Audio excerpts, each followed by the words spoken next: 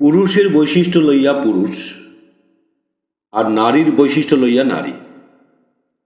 পুরুষ যখন নারীতে মুগ্ধ হইয়া, নারী সর্বস্ব হইয়া, নারী যাহা কিছু লইয়া নিজেকে সাজাইতে চায়, তখন হইতেই পুরুষে পুরুষত্বের মরণ ধীরে ধীরে অগ্রসর হইতে থাকে।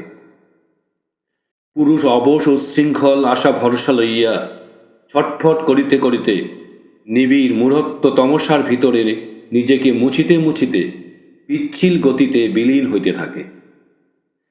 আবার নারী যখন পুরুষকে সংবিদ্ধ না করিয়া নিজের বৈশিষ্ট্যকে তাচ্ছিল্য করিয়া পুরুষের হাবভাবগুলি কুড়াইয়া লইয়া নিজেকে পুরুষ করিয়া তুলিতে চায়, নারীত্ব তখন প্রেতিনত্ব প্রাপ্ত হইয়া তাহা দুর্বল ক্ষীণ অবসন্ন অসংযম বাহু বিস্তার করিয়া ব্যর্থতায় বিকট হইয়া তাচ্ছিল্য ঘৃণায় খিলখিল করিয়া অবাধ্যভাবে হাসিতে হাসিতে অনন্ত দুর্গতিতে অবসান পাইতে থাকে।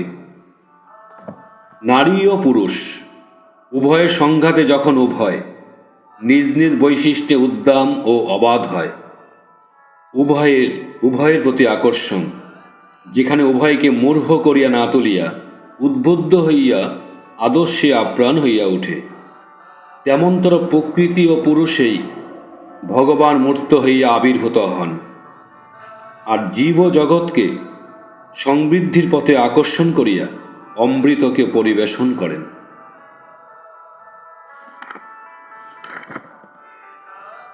নারী হইতেই জাতি জন্মে ও বৃদ্ধি পায়, তাই নারী যেমন ব্যষ্টির জননী তেমনি সমষ্টিরও।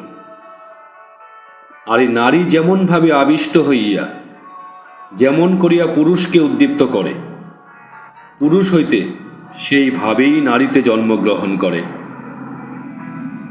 তাই নারী মানুষকে প্রকৃতিতে মূর্ত ও পরিমিত করে বলিয়া জীব ও জগতের মা।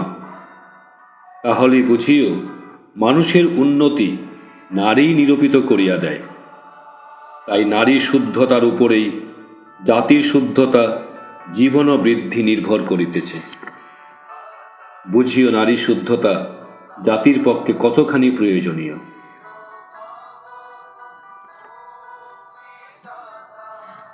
তোমার স্ত্রীর ভাব তোমাকে যেমনতরভাবে উদ্দীপিত করিয়া তাহাতে আনত করাইবে, তুমি তোমার মূর্ত সেইভাবেই জনক হইবে।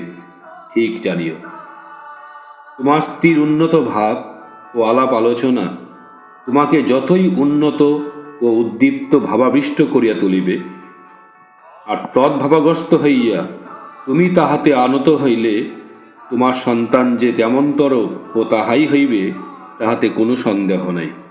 হিসাব করিয়া চলিও। তোমার স্ত্রী যদি তোমাতে বিদ্বেষ ভাবাপন্ন হইয়া থাকেন, সে বিদ্বেষ ভাবের প্রশমন উদ্দেশ্যে তাহার পরিচর্যা করিয়া তাহাতে কামপরায়ণ কিছুতেই হইও না। ইহাতে তোমার শিশু নিশ্চয় শরীর মন ও জীবনে যে ক্ষীণ হইবে তাহার কোনো সন্দেহ নাই। স্ত্রী যদি তোমাদের দোষ দৃষ্টি সম্পন্না, ক্ষিপ্তা ক্ষীণমতি সম্পন্না, দুঃখ ও দুষ্ট ভাবাসম্পন্না, অসন্তুষ্টা ইত্যাদি হইয়াই থাকেন, তুমি তাহার সুখ সুবিধা ভরণ পোষণ ইত্যাদির সম্যক ব্যবস্থা করিয়া দূরে থাকিও। যতদিন পর্যন্ত তিনি তোমাকে বেশ করিয়া বুঝিয়া তোমাতে উদ্গ্রীব আসক্ত ও স্তুতিবাদ সম্পন্ন না হন, তাহা হইলে খুব সম্ভব তুমি ওই দুদৈব হইতে রক্ষা পাইয়া জীবন যশ বৃদ্ধিতে সুস্থ সবল হইতে পারিবে। যে তোমাকে বহন করিবে, তোমাকে সর্বতভাবে বহন করিতে সমর্থ কিনা বুঝিয়া দেখিও। সর্বতভাবে বহন করা মানে হচ্ছে তোমার পূর্ব পুরুষ হইতে তোমার ধাতু ও বৈশিষ্ট্যকে লইয়া তুমি পর্যন্ত যাহা কিছু সহ্য করিয়া বৃদ্ধি বা উন্নয়নে ন্যস্ত করা। আর ইহা না হইলে বিবাহ সার্থক কি করিয়া হইল? যাহাকে বহন করিয়া সর্বতভাবে শ্রেষ্ঠকে আলিঙ্গন করিতে পারিবে, আর এই বহন করিবার প্ররোচনায় তুমি যেখানে মুগ্ধ অথচ বুদ্ধ, তোমার কমল ও উচ্চ ভাবগুলি যেখানে আলোলায়িত অবনত, তুমি তাহারই বধূ হও। সমাজে বরণীয় হইবে, সতী হইবে, গরিমাময়ী হইবে। যদি কোনো পুরুষের আদর্শানুপ্রণতা ও সর্বপ্রকারের শ্রেষ্ঠত্ব তোমাকে শ্রদ্ধা ভক্তিতে অবনত ও নতজন করিয়া তাহার সেবায় কৃতার্থ হয়, অন্তর হইতে মুখে যাহার স্তুতি গান উপচিয়া উঠে, তাহাকে তুমি বরণ করিতে পারো, আত্মদান করিতে পারো। তার স্ত্রীত্ব লাভ করিয়া স্তুতি ও সেবায় ধন্য হবে সন্দেহ নাই।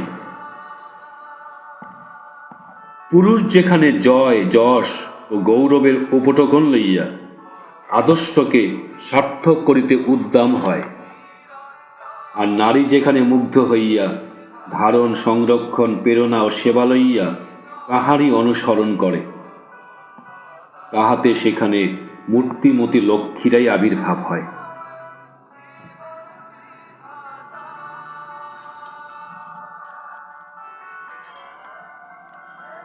শ্রেষ্ঠ বংশানুক্রমিকতা আছে, কিন্তু অহং আহত হইয়া আক্রোশে ও ঈর্ষায় ক্ষিপ্ত হইয়া উন্নতিকে অর্জন করিয়াছে, অথচ আদর্শ প্রাণতা তাহাকে কোনো রকমে শ্রেষ্ঠ করিয়া তোলে নাই, সমৃদ্ধ করে নাই, সার্থক ও প্রতিষ্ঠিত করে নাই।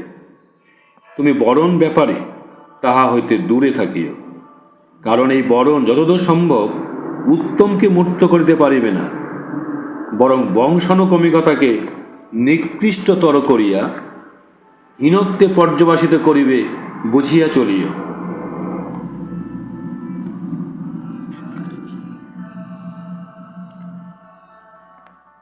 ধাতু বা টেম্পারমেন্ট হচ্ছে বৈধানিক বৈশিষ্ট্য, ক্যারেক্টারিস্টিক্স অব দ্য সিস্টেম, যা নাকি অনেকখানি মানুষের বোধ, চিন্তা, চরিত্র ও চলনকে নিয়ন্ত্রিত করে। তাই পুরুষের বৈশিষ্ট্য হচ্ছে জীবনকে উক্ত করা, নারী সেখানে ধারণ করিয়া মূর্ত করে ও বৃদ্ধিতে নিয়োগ করে।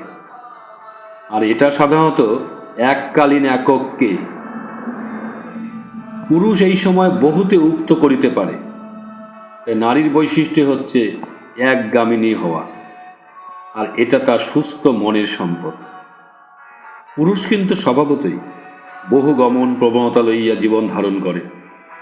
তাই তোমার স্বামী আদর্শে, চরিত্রে, জ্ঞানে ও সেবায় উচ্ছল থাকিয়াও যদি বহুভার্য সম্পন্ন হন, আর তা যদি তোমার স্বামীর পক্ষে অমঙ্গলপ্রদ না হয়, দুঃখিত হইও না, ঈর্ষান্বিত হইও না, বরং ভালোবাসো, যত্ন লও।